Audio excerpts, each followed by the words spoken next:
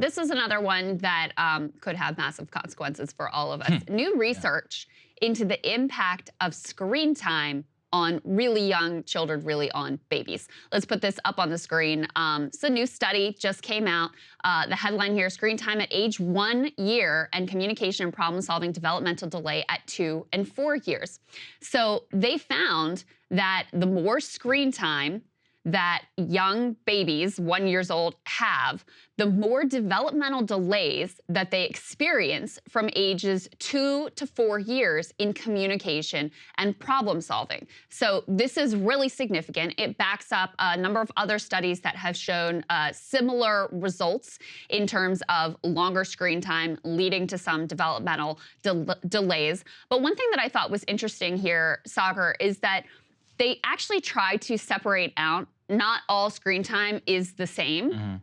And they found that if you put your kids in front of things that are more educational, it really reduces the negative impact and in fact can actually improve some communication and problem solving, in particular language skills, in that critical age of 2 to 4 years. So I appreciated that they put that part in there because they sort of acknowledged, like, in the modern world, you are fighting a losing battle if you're trying to keep your kids away from screens. Like, as a parent, I can tell you, it is damn near impossible. So if you can focus on what's the quality of the content that my kids are engaging with, that my very young children in particular are engaging with, at least you have a fighting chance and can be armed with some knowledge that's actually useful instead of just being like, I don't know what to do, I give up, this is impossible to be able to navigate. That was my question, though. What counts as educational? I know that there are like games and different iPad things and stuff that you can do, but also it seems very difficult. Just anecdotally watching my friends who do have kids. Kids have, you know, their grubby little hands are always over your phone. Oh, yeah. And they're always, it's like if you don't watch them like a hawk, next thing you know, they're on TikTok. Like it's like every single time. And then the level of just being around young kids trying to circumvent the parents, be like, hey, can I have your phone? I'm like, why? And it's like, oh, they want to go on Instagram.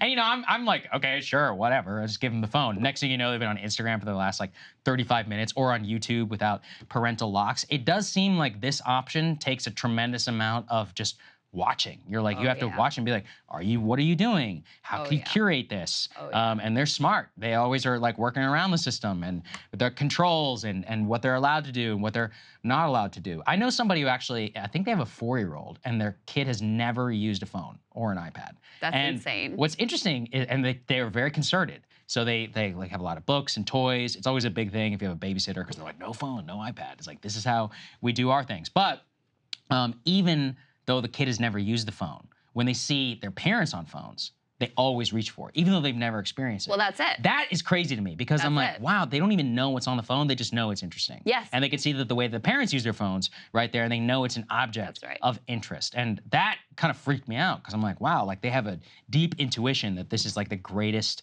entertainment device ever made. Well, I mean, what kids are, they're little sponges and they're trying to figure out how to be in the world and what to do and how to operate. And so when they see us really engaged in this or really engaged in this or whatever, that's what they do. They mimic their parents and they mimic what's around them to try to figure out, you know, how to be in the world. And so, yeah, of course, and even if you in your household are like, I'm not going to be on my phone when I'm around my children, which good luck. Good luck. Right. You know, when you're out in the world, guess what? They're going to see every other adult and teenager and whatever out on their phone. So that's why I feel like it is fighting a losing battle. And there's also a part of me that, you know, there's a balance between limiting the screen time, trying to improve the quality of the screen time that they are inevitably going to get and, you know, doing the best that you can.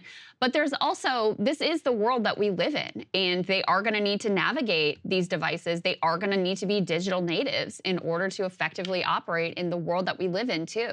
So that is a part of it as well. But, you know, I have 3 kids. One of them, my son, is the one who is, I mean, he is a junkie. Like, I really have to, he's the one. The 2 girls, I don't actually have an issue with. Ida, the youngest, she will want to watch. She really loves these like Ninja Kids videos because she's very into gymnastics. So she'll watch them for a while and then she's done. And then she wants to actually go out in the world and do her own like cartwheels and flips and whatever. My son, though, he will stay on there endlessly, and he has always been this way. Now, I will say when he was young, he was actually obsessed with these like letter and word apps. That was what he spent the bulk of his time on. And I do think because of that, he was like an early reader and, you know, he was early to some of those skills that have really helped him in terms of his academics. So it wasn't all bad and all downside. But to your point, Saagar, you know, he likes chess, so we'll watch these chess videos, which I'm fine with. But then the next thing I know, it's like, you know, the bottom of the barrel type of 100%. YouTube content. Yeah. It devolves very quickly. And even if you're watching chess videos, which relatively educational, like, okay, watch them for an hour, maybe that's fine. But he would watch them endlessly. Yeah. So it's just a constant battle. I appreciate that there's more research being done because I do think this is one of the central issues and central struggles of our time. Is like, what is this doing to kids' brains? What are some reasonable, like sustainable interventions that parents can deploy, tools parents can use?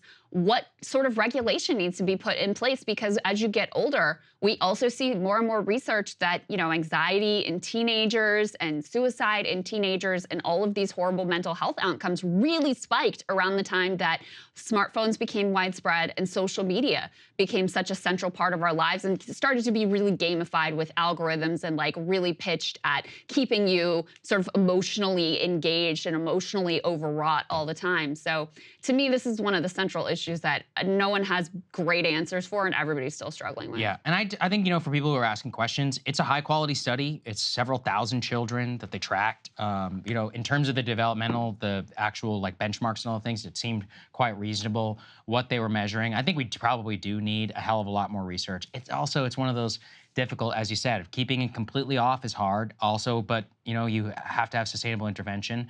The people I feel for are like people who are in a situation where clearly, you know, their children are acting out and they're in public. So playing is the most classic example. Yeah. What's the easiest thing to do? You shove an iPad in a kid's, you know, hand, but it's like 5-6 hours. Like, well, it's not necessarily the best thing. Now we're breaking routines and there's a lot of stuff going on. Or you're at dinner, or you're at a restaurant. And I feel for a lot of these parents. I think it's probably it's incredibly difficult to navigate this. So yeah, I mean, thinking and looking at it, anecdotally, this is one of the big questions for young parents. They don't know what to do. Yeah. And they're dealing with infants here. You know, they really have no idea. How should we check the phones in front of our kids? How do we, you know, handle it? Even in the car, even the car has screens. I've had some kids in my car, they're always playing around with these screens, man. Immediately, they're like, they know exactly what to do and they're going towards it. It's kind of stunning, actually, to watch just how quickly they can pick up on it and how they've watched videos on YouTube about how to navigate screens. Well, I've noticed with my kids, if they have too much screen time, so like we have rules in the house about no screen time in the morning, because if they have screen time like to start their day, they are like little junkies.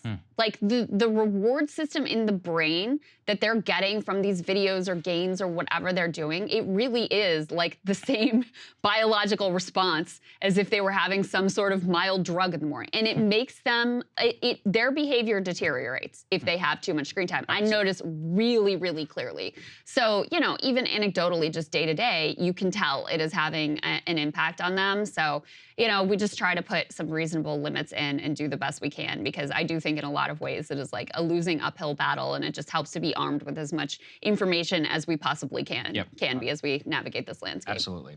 Hey guys, if you like that video, go to breakingpoints.com, become a premium subscriber, and help us build the best independent media organization on the planet. That's right. We're subscriber funded. We're building something new. We want to replace these failing mainstream media organizations. So again, to subscribe, it's breakingpoints.com.